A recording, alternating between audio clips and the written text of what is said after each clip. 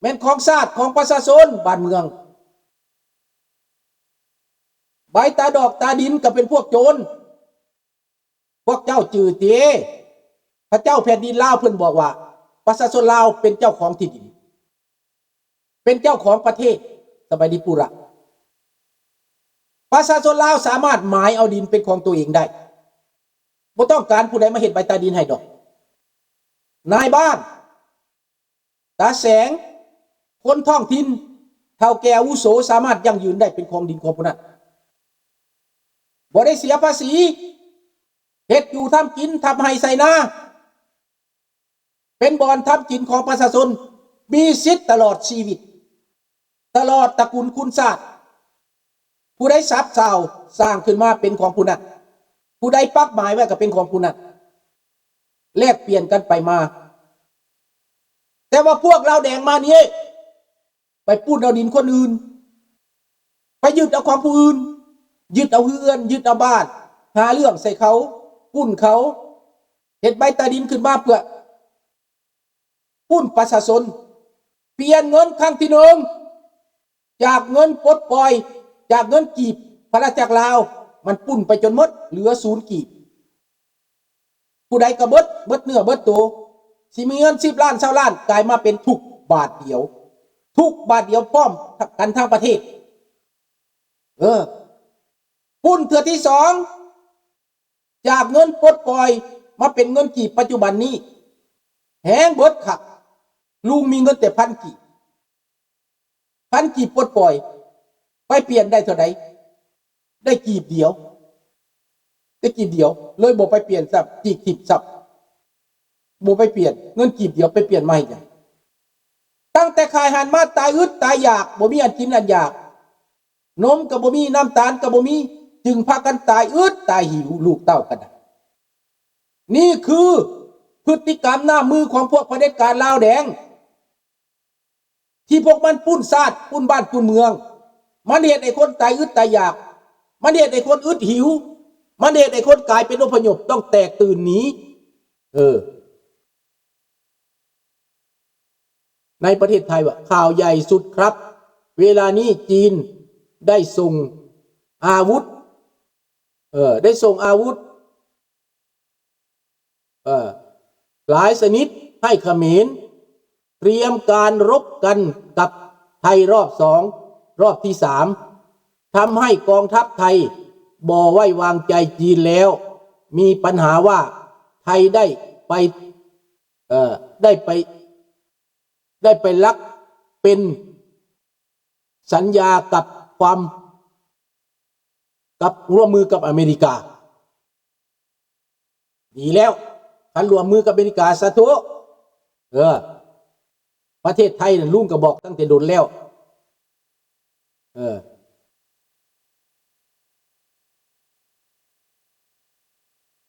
ดังนั้นพี่น้องคันประเทศไทยร่วมมือกับอเมริกาแล้วข้าพเจ้าก็เบาใจหน่อยขอบคุณมากครับแต่ตั้งตอนนี้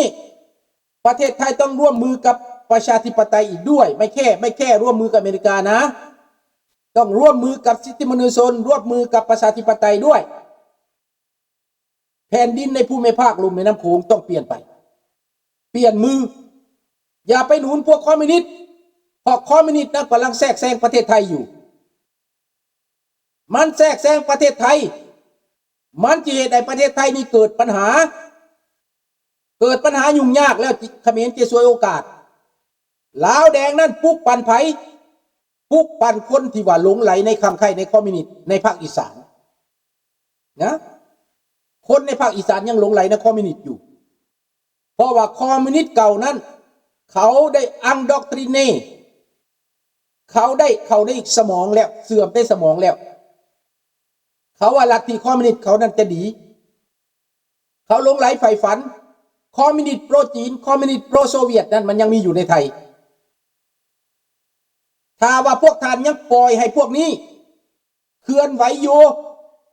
แล้วพวกท่านไปรวมมือกับพวกคอมมิวนิสต์ปราบปรามพวกประชาธิปไตยในไทยนั้นมันบ่ถึงดังนั้นในประเทศอิหร่านเขาสนับสนุนพวกเฮซบอลเลาะห์ เขาสนับสนุนพวกฮามาสให้ไปสร้างความวุ่นวายในประเทศอื่นก็บ่แตกต่างหยังกับในประเทศลาวปัจจุบันนี้ในประเทศเวียดนามปัจจุบันนี้และเขมรปัจจุบันนี้จีนส่งเสริมไผจีนส่งเสริมเขมรให้ไปก่อความวุ่นวายในไทย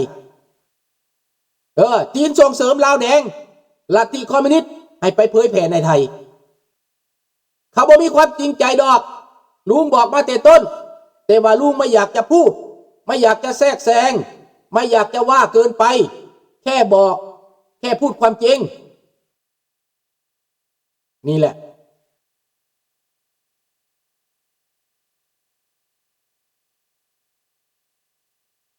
ดังนั้นพี่น้อง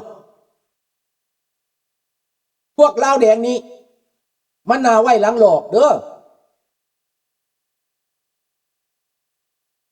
มันน่าไว้หลังหลอก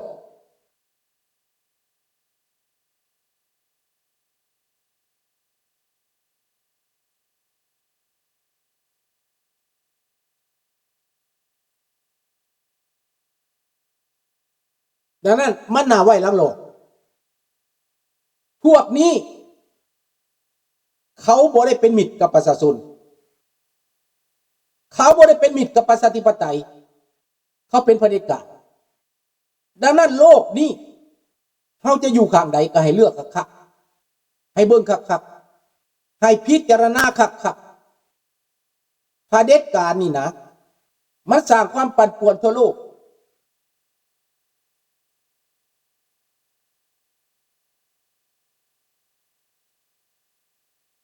ใครว่าจีนมันบ่เข้าลาวมีบุญแต่จีนบ่กล้าจะฝ่าฝืนลาวเพราะจีนบ่ได้ไว้ใจลาวมันสิบ่ฝ่าฝืนอย่างใดมันเอาเบิดแล้วลาวมันบ่ปากเพราะว่ามันได้เบิดแล้วมันได้กว่าเขมรอีกบักสมสวัสดิ์เล่งสวัสดิ์บักทองลุนเป็นลูกน้องจีนหมดแล้วมันสิฝ่าฝืนอีหยังมันเอาเบิดแล้วมันบ่ได้ยึดทหารมันเอาทั้งเบิดเศรษฐกิจการเมืองมันเอาเบิดแล้วเห็นบ่ล่ะพรรครัฐลาวแดงแล่นไปร่วมรัสเซียเพื่อสิต้านอเมริกาอเมริกาเขาฮู้เขาบ่ได้งู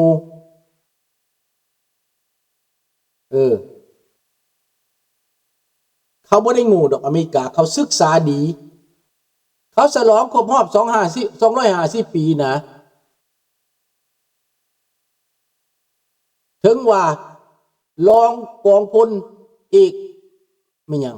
ถึงว่ารองพลเอกไปจีนให้มันไปโลดแล้วมันไปโลดเพราะว่าซ้ำประเทศลาวนี่นะกระดิกนิ้วเดียวเขาเห็นกระดิกนิ้วเดียวบ่ต้องห่วงแต่เฮาอยู่ฝ่ายโลกเสรีเฮาอยู่ฝ่ายโลกเสรีเฮาถ้าซับทะเลเอาตบัดสุดท้ายนะถ้าซ้ำเอาบัดมันเหี่ยวแล้วเท่านั้นเฮาซ้ำนะเฮาแก้ตอนที่หลังเฮาซ้ำเอาเด้อมันสิเป็นนายพลมันสิเป็นหยังเฮาก็บ่ไว้เพราะตอนนั้นน่ะเมียนายพลลูกนายพลน่ะเอามาให้ลุงจับมาให้ลุงฮอดเวลานั้นลุงสิสอบสวนดอกบ่ยากดอกเด้อตบกระแต้หูเบิดทั้งสองนั่นแหละ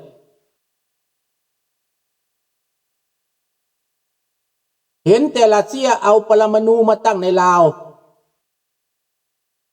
ให้มันเอามาโลดปรมาณูคนลาวอยากตายดับแบบปรมาณูก็เอามาโลดเอามาตั้งโลดเรื่องเคมีน่ะตายยังบ่พอแล้วลาวน่ะมันสิดับเสื้อดับซาดไปแล้วมันมาโลดอันบักแควฆ่าแควเฮียนนี่นะบักทองรุ่นนี่นะให้มึงเอาไปโลดมึงเฮ็ดโลดเวรกรรมที่ตามสนองครอบครัวมึงน่ะ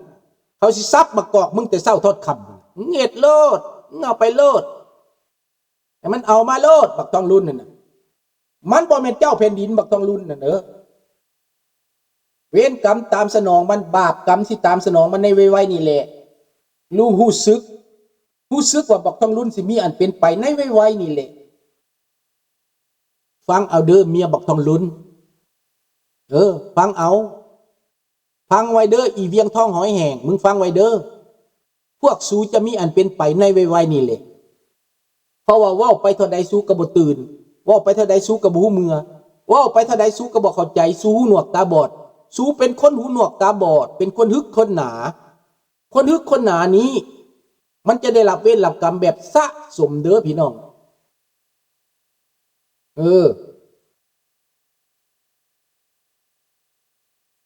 นี่แหละมันจะถูกจัดการเบิดมันเบิดแล้วพวกเจ้าบ่เห็นความจริงลุงเว้าเท่าใดพวกเจ้าก็ยังบ่เข้าใจให้ตื่นตูให้สามัคคีกันลุงบอก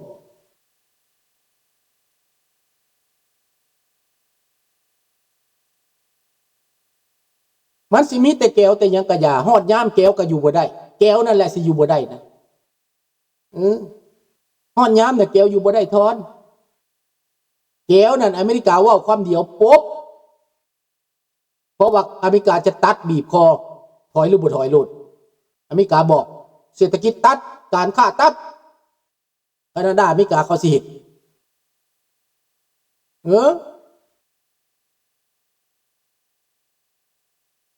ดังนั้นพวกเฮาบ่ต้องญาติความหวังพวกเฮามีอนาคตพวกเฮามีเพราะว่าพวกเฮานั้นอยู่อเมริกาแต่ว่าผู้มันสิตายแจบแกมแยบนั่นนะบักแมวอยู่แคลิฟอร์เนียบักหน้าจืดอยู่แคนาดาอันนี้ตายอย่างหยังตายสื่อตายเสียงตายบ่กล้าเบิ่งหน้าผู้ใดตายลงทางผิดมันลงทางผิดมันไปทางผิด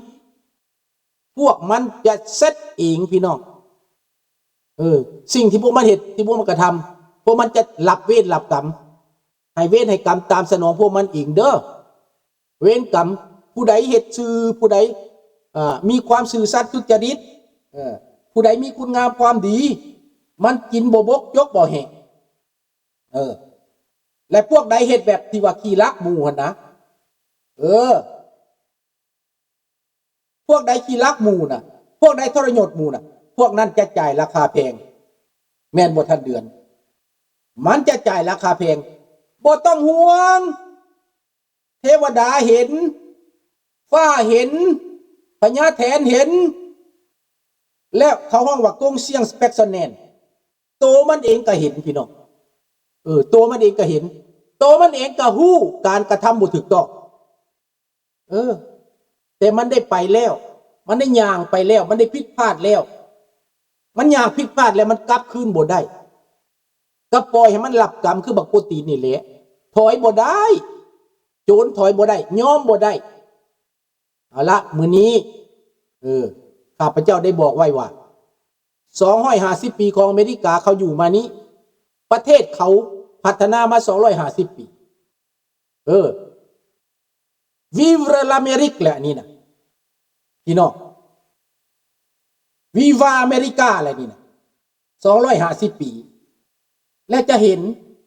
บทบาทของอเมริกาเขาเฮ็ดเจ้าอาจจะเบิ่งบ่คักเจ้าอาจจะว่าเขาผิด